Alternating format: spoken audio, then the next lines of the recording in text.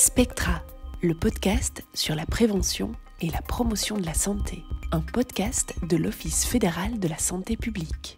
Il ne s'agit pas juste de protéger la population, de nous protéger contre un virus. Il y a d'autres choses qui sont en jeu, notamment la santé psychique, notamment justement les effets de toutes les mesures prises sur la santé mentale et physique de la population. Ce qui se passe à la fin d'une pandémie, c'est que tout le monde a un peu hâte de l'oublier. On a envie de ne pas en tirer de leçons. L'opinion qui s'exprime à travers les discours publics, à travers la presse, c'est en fait on ne veut plus entendre parler du SARS-CoV-2. Il ne s'agit pas d'être angélique, mais il s'agit quand même d'accepter que tout n'est pas à jeter dans cette crise et puis qu'il faut voir quelles traces on peut garder de cela pour construire quelque chose qui aura vraiment du sens pour la suite.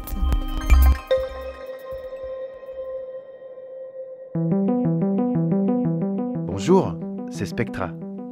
Si les données actuelles montrent que la population a, dans sa grande partie, relativement bien traversé la pandémie sur le plan psychique, il existe différents groupes de population qui ont parfois beaucoup souffert de la crise ou qui en souffrent encore, comme les personnes qui ont des antécédents psychiques ou certains enfants et adolescents, ce qui pose le problème de l'égalité des chances dans notre société. Pour cet épisode, Spectra est allé à la rencontre de spécialistes et de professionnels pour aborder le thème de la santé mentale suite à la pandémie de Covid-19. Des personnes qui ont vécu de l'intérieur et de près la complexité exigeante de la pandémie, soit dans la task force Covid, soit au contact des patients. Quand moi je suis revenue de mon congé maternité, la première explosion, si on veut l'appeler comme ça, avait déjà eu lieu. Donc on s'est retrouvés avec cette task force qui a été mise en place.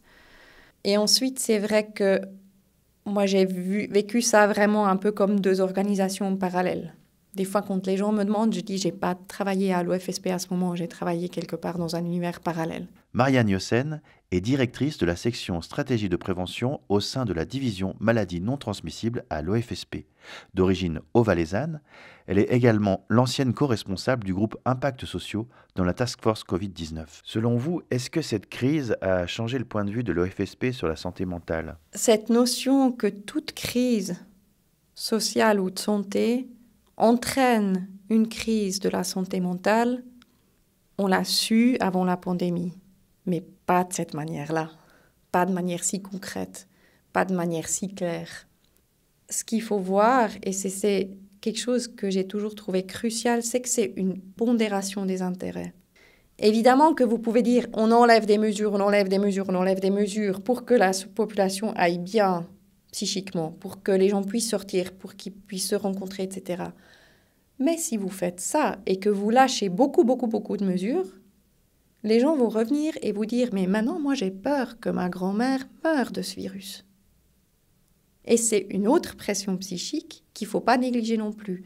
Donc, c'est vraiment une question d'équilibre. Ce n'est pas la protection contre le virus versus la protection de la santé mentale. C'est des interactions complexes dans lesquelles il faut vraiment trouver un équilibre qui n'est pas facile à trouver. C'est aussi pour ça qu'on a, dans la crise, assez rapidement commencé, aussi avec l'instauration de notre groupe, d'essayer de tenir compte de tous ces groupes d'organisations civiles qui souvent ne sont pas ou peu représentés dans nos processus. On a installé ensemble avec le Stadslabor un point de contact pour les organisations civiles. On a travaillé avec Pro Juventute, avec Pro Senectute, avec plein d'organisations du monde civil qu'on a essayé d'impliquer, puis qu'on a essayé d'écouter, mais quels sont vos besoins pour transporter ça au plus vite possible au sein de la task force, ce qui a été après la possibilité d'inscrire ça, par exemple, dans des ordonnances, de par exemple dire, OK, les lieux pour les jeunes restent ouverts, même si toutes les autres choses ferment, ces lieux-là, il faut les laisser ouverts pour que les jeunes puissent continuer à se rencontrer dans un cadre minimal, même pendant cette crise. Et ça a par exemple été le fruit aussi de ces interactions avec l'extérieur. Donc il faut être assez rapide et assez agile dans ces situations-là, d'intégrer d'une manière assez non orthodoxe tous ces gens qui sont impliqués, et qui ont quelque chose à dire. des soucis autour de la santé psychique et des soucis aussi autour des aspects sociétaux ont été formulés immédiatement.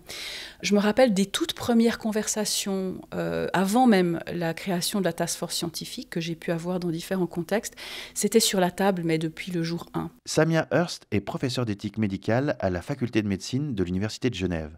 Elle a une double formation comme médecin en Suisse et comme éthicienne aux États-Unis.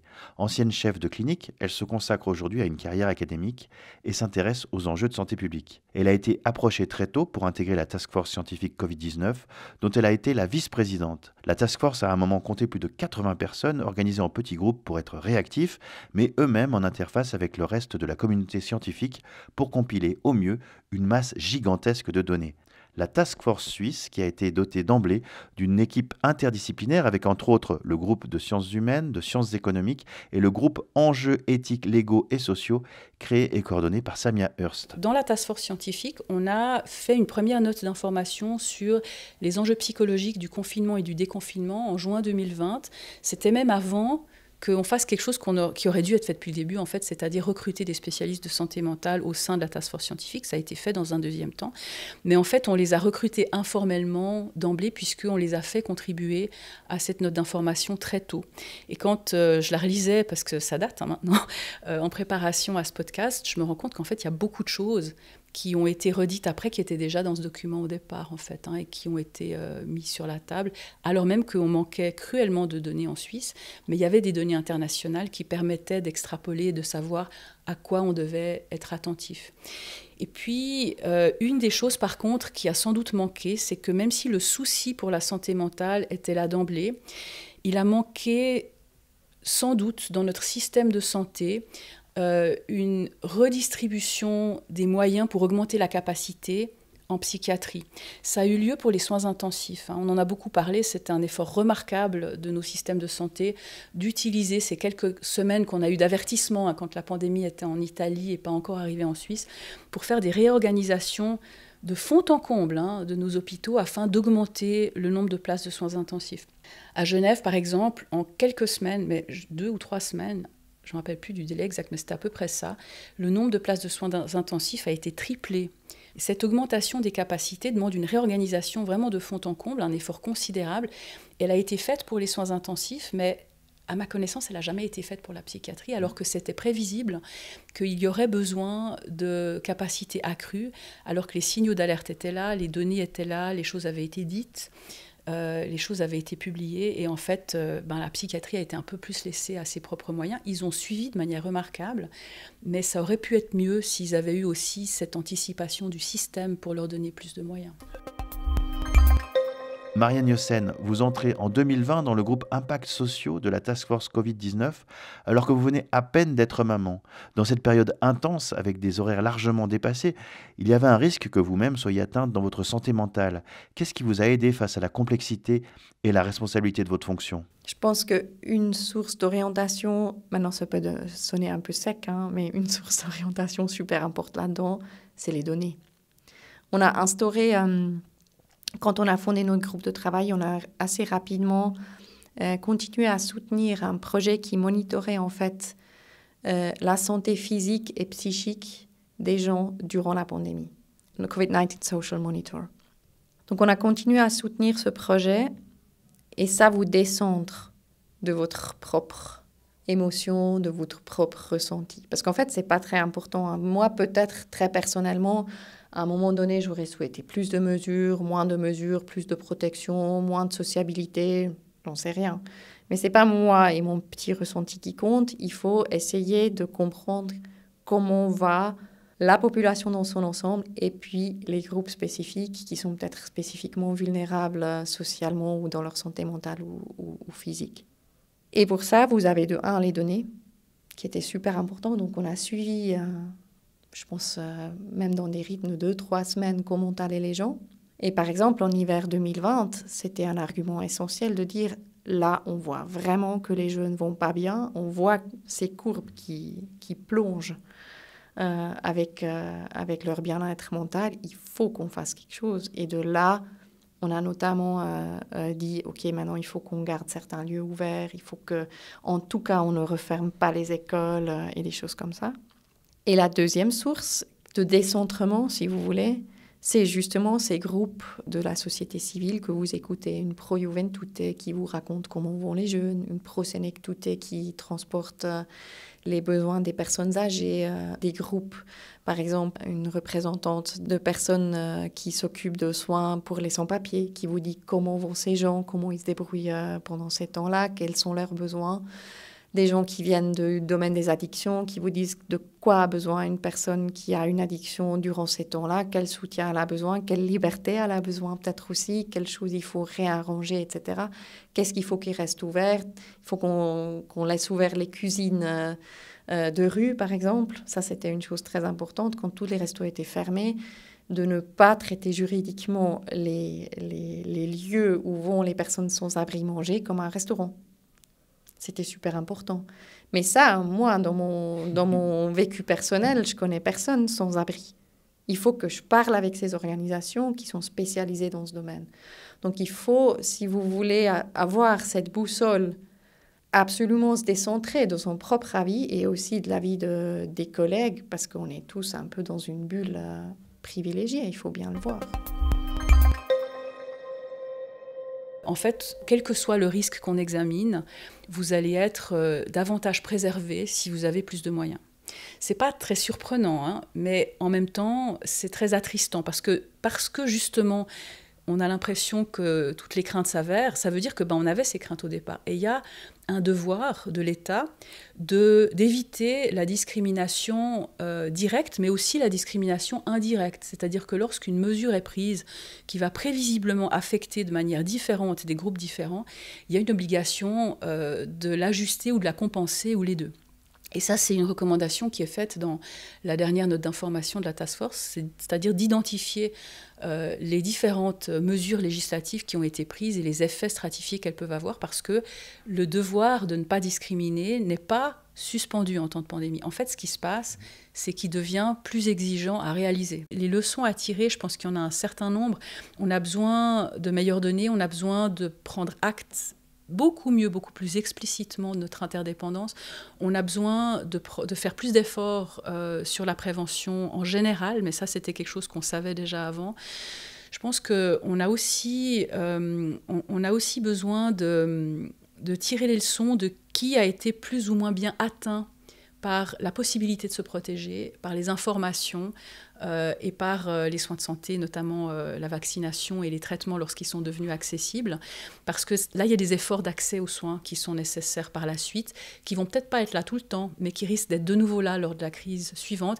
Et qui sont les groupes qui ont perdu leurs canaux de communication? Parce que là aussi, ce sera pour ces groupes-là en particulier qu'il faudra faire des efforts accrus. De nouvelles données devraient arriver au printemps 2023. Samia Hurst note aussi des alertes, comme par exemple la suppression de certaines mesures d'accompagnement pour les personnes en difficulté qui n'ont pas réapparu après la crise, et aussi la souffrance des personnes liées aux récits implicites qu'on s'est envoyés les uns les autres pendant la pandémie et qui ont donné parfois le sentiment pour beaucoup de ne pas compter. Nos collègues en psychiatrie nous ont dit assez tôt dans la pandémie qu'ils voyaient arriver plus de personnes et qu'ils voyaient notamment arriver plus de jeunes avec des situations qui étaient inhabituelles pour eux. Inhabituelles pour eux, les professionnels, parce qu'ils voyaient ces jeunes arriver avec des symptômes qui ressemblaient à une perte de contact avec la réalité, en fait, mais contrairement aux personnes qui entrent dans une psychose à cet âge-là, en général, ces personnes-là réagissaient extrêmement bien à ce qu'on appelle le recadrage. On leur remettait une routine, et en fait, une fois que la routine était remise, ils étaient presque guéris instantanément. Ça, c'était inhabituel pour eux.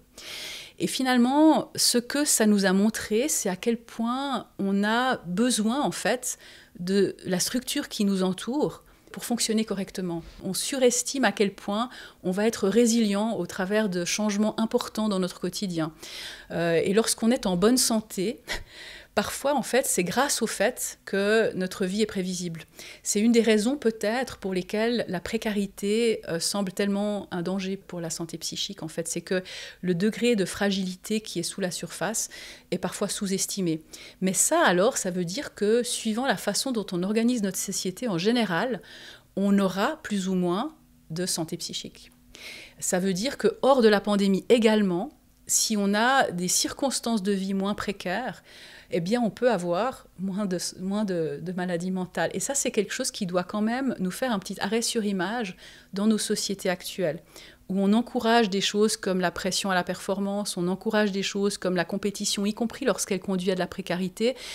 En fait, ce qu'on mesure là, c'est quelque chose que les professionnels, après tout, nous disaient depuis un certain temps, si on écoutait, c'est que la manière dont on organise nos organisations collectives a un impact profond sur la santé mentale des personnes. Ça veut dire que le degré de risque est un bouton de volume sur lequel on a un certain degré d'action. Et il serait bon qu'on s'en rappelle de ça après la pandémie, que ce ne soit pas uniquement une leçon par la négative, mais que ce soit aussi une leçon par que peut-on faire maintenant pour les conditions de travail, pour les conditions de vie, pour le rythme de travail, pour qu'on ait une santé mentale la meilleure possible, parce qu'après tout, ça veut dire que les gens se portent bien, ça. Et on devrait vouloir que les gens se portent bien. Des réflexions à prendre en compte pour l'avenir, pour le fameux monde d'après. À ce sujet, est-ce que la pandémie aura changé la manière de voir les choses dans notre société ? Il y a un aspect qui doit beaucoup travailler nos adolescents actuellement, c'est que maintenant, ils ont vu que si on prend vraiment un risque au sérieux, on est capable de tout changer pour y faire face. Et avant la pandémie, on pouvait se raconter l'histoire qu'en fait, on ne pouvait pas, ce n'était pas possible. Nos organisations sociales sont tellement ancrées comme ça, c'est juste, on n'arrive pas à les changer. C'est plus un discours qu'on peut décemment tenir aujourd'hui, parce qu'on a tous vu qu'il était faux. On a tous vu qu'en fait, si on prend un risque au sérieux, oui, on est d'accord de tout changer. Et donc, si on ne fait pas la même chose pour les risques qui les préoccupent eux, maintenant, ça se voit que c'est un choix et pas une fatalité. Et ça ne doit pas être facile à avaler pour eux. Donc, on pourrait changer le monde. On pourrait changer le monde beaucoup plus que ce qu'on s'imaginait avant. Évidemment, on ne peut pas tout faire. Il y a quand même des limites dans nos organisations sociales, mais on peut beaucoup plus faire que ce qu'on s'imaginait avant. Des choses qu'on pensait impossibles avant se sont avérées possibles, et même assez rapidement, dès lors qu'on prenait un risque suffisamment au sérieux pour y faire face collectivement. Et quand je pense à ce qui turlupine les jeunes aujourd'hui, surtout la menace climatique, en fait, ils sont en train de voir qu'on prend moins au sérieux ce risque-là et que c'est eux qui vont être touchés. Et j'imagine que ça doit aussi être un fardeau sur leur santé mentale, ça. On devrait en prendre de la graine. Le concept de crise, on y travaille depuis maintenant 28 ans. Et la crise Covid n'est qu'une crise parmi d'autres crises qu'on peut rencontrer au moment de l'adolescence. Les jeunes, on en parle avec Anne Aidan. Elle est psychiatre, pédopsychiatre et psychothérapeute, responsable de Mal à ta vie, unité de crise HUG Children Action, au sein du service de psychiatrie de l'enfant et de l'adolescent à Genève. La crise, c'est le travail de votre unité. C'est quoi ces crises au moment de l'adolescence ? Alors, c'est des crises qui sont, selon notre lecture à nous, physiologiques, voire incontournables, en tout cas impossibles à éviter pour pouvoir devenir un adulte. Parce qu'il est vrai que le travail d'un adolescent, c'est de passer d'un statut d'enfant à un statut d'adulte. L'enfant, c'est celui qui répond plutôt au désir de ses parents. Et puis l'adulte, c'est celui qui se crée son propre désir. Donc l'adolescence est un peu entre ces deux-là. Et pour passer de l'un à l'autre, fatalement, on passe par la crise, c'est-à-dire on passe par un moment où il y a ce qu'il y avait avant, et puis on va vers un après, et on ne pourra pas retourner à l'avant. La crise, il y a donc un avant et un après. Justement, quelle est la situation actuelle dans les hôpitaux psychiatriques après la pandémie ? C'est tout le débat en fait actuel, c'est-à-dire qu'il y a un effet sentinelle qui a l'air quand même très important, c'est-à-dire que les gens se regardent les uns les autres, sont concernés quand ils voient un de leurs proches qui ne va pas bien et probablement soutiennent en fait un accès aux soins plus précoce que ce qu'il y a pu avoir avant. Mais probablement, il s'agit aussi de reconnaître qu'effectivement, dans cette crise Covid, donc dans cette inquiétude liée à une maladie contagieuse et en même temps dans les mesures pour contrer cette maladie, là, il y a eu quelque chose qui a fait violence, en fait, pour tout à chacun, et qui a pu faire violence aussi de manière aiguë chez les jeunes en particulier. Donc, dans ce qu'on rencontre là, on a des jeunes qui ont été touchés, déjà, parfois parce que les familles elles-mêmes ont été touchées. Donc, il y a des couples qui se sont séparés, par exemple, pendant cette période, probablement liés à ce huis clos imposé. Il y a eu aussi des jeunes qui ont pu présenter des difficultés ou des questionnements par rapport à la vanité du sens de la vie, je dirais, quand on est à ce point soumis à un temps d'arrêt aussi fort. Donc, une remise en question de l'investissement au niveau de la scolarité, de l'avenir socio-professionnel. Et puis, la tentation suicidaire est quand même probablement plus présente qu'avant la crise. Mais c'est quelque chose... on aurait été surpris du contraire. C'est-à-dire que dans ce côté inédit, inconnu, on peut saisir qu'effectivement, il y ait des choses qui peuvent faire crise dans le développement. Maintenant, c'est vrai que les chiffres qu'on va attendre, c'est peut-être le nombre de suicides avérés qu'il va y avoir. Pour l'instant, on n'a pas vraiment forcément cette tendance. Il y a une augmentation pendant la période des tentatives de suicide, c'est avéré? Ça, c'est avéré, en tout cas chez les jeunes filles, de manière vraiment assez importante. Pour l'instant, on n'en est qu'au niveau des hypothèses. Est-ce qu'on peut rapprocher ça en fait d'une certaine lucidité qui aurait été plus développée chez les filles dans leur usage, qu'elles faisaient des écrans, qui étaient plus portés peut-être sur une recherche autour de l'actualité, de savoir regarder tous ces sites, combien de morts, combien de contaminations, qu'elles étaient très branchées là-dessus, alors que les garçons étaient probablement dans les usages, dans ce qu'on en voit, plus branchés sur des jeux, sur les écrans, et quelque chose qui fait qu'on n'est plus du tout connecté en fait à ce qui se passe. Ça peut être une des hypothèses, mais c'est vrai que les jeunes filles ont été en tout cas, il y a eu plus de tentatives de suicide chez les jeunes filles, oui. Et globalement, ça a augmenté? Et globalement, ça a augmenté. Globalement, on a beaucoup travaillé avec cet effet d'inertie dont vous avez parlé, je dirais, à partir de la rentrée 2020, octobre-novembre, il y a eu beaucoup plus de demandes. Là, par contre, on se retrouve à nouveau dans une situation de creux. Mal à ta vie, c'est 200 à 250 adolescents hospitalisés par an et un nombre d'appels historique ces 2 dernières années, entre 1500 et 2000 appels par an.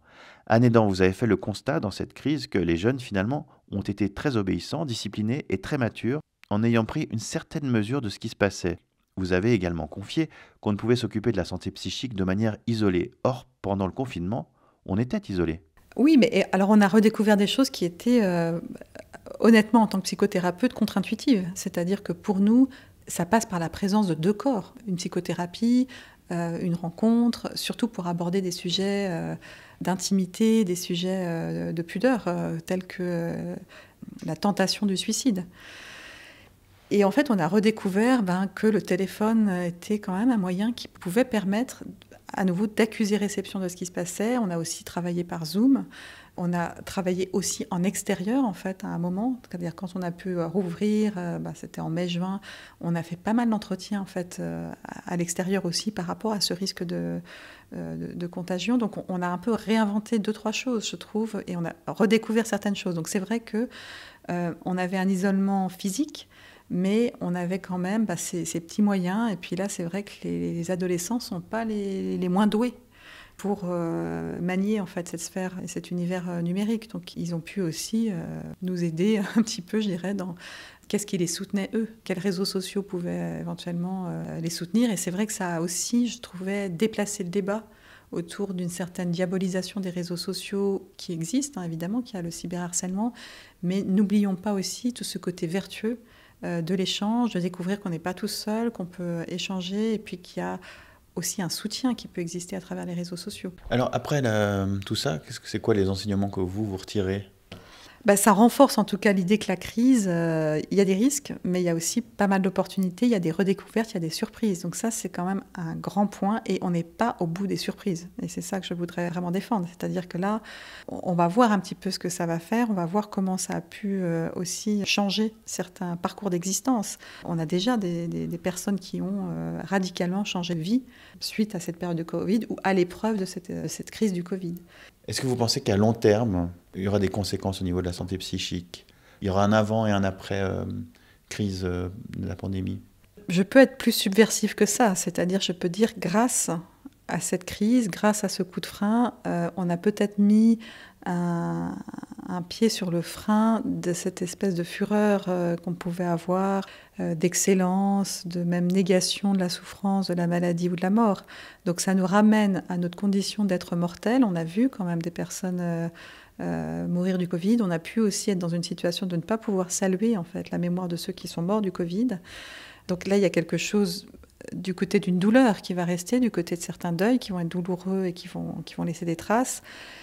Mais probablement, dans cette connexion qu'on peut avoir à notre condition de mortel, Eh bien, il y a peut-être quelque chose qui est un peu plus ancré dans la réalité et peut-être quelque chose qui nous permet de nous ramener un peu plus à notre condition humaine et donc peut-être de soutenir davantage des éléments de solidarité en particulier, d'entraide, puis de pouvoir être moins dans le culte d'être le plus efficace possible, par exemple, mais de pouvoir voir qu'il se passe des choses qui ne sont pas inintéressantes, même quand on freine beaucoup ce qu'on n'avait pas prévu.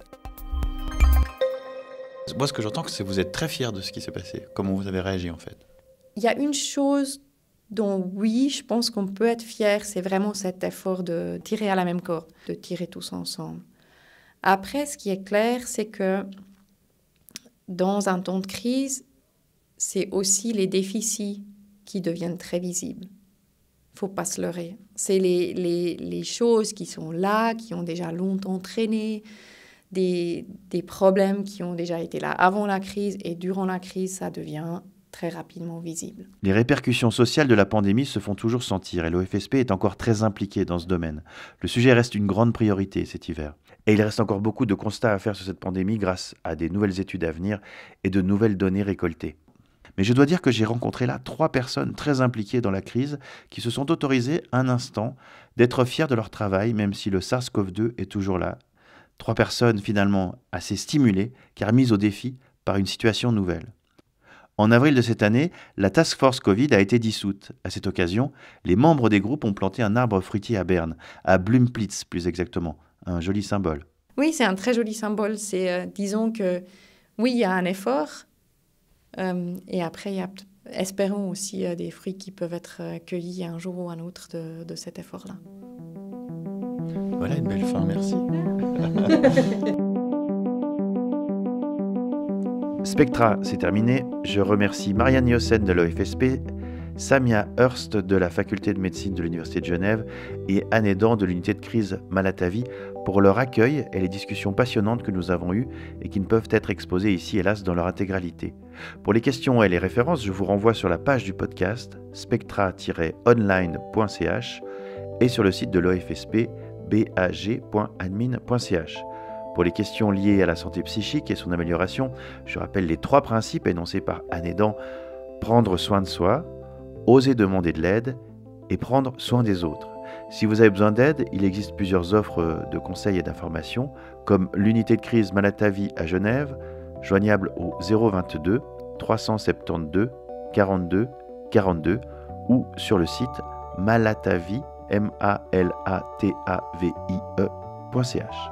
Sans oublier les autres offres de conseils et d'informations, La Main Tendue, Proyo Entute, Promente Sana, safezone.ch, ciao.ch, santépsy.ch et parler-peu-sauver.ch. Et nous, on se retrouve au prochain numéro. À bientôt et surtout, prenez soin de vous. Spectra, le podcast sur la prévention et la promotion de la santé.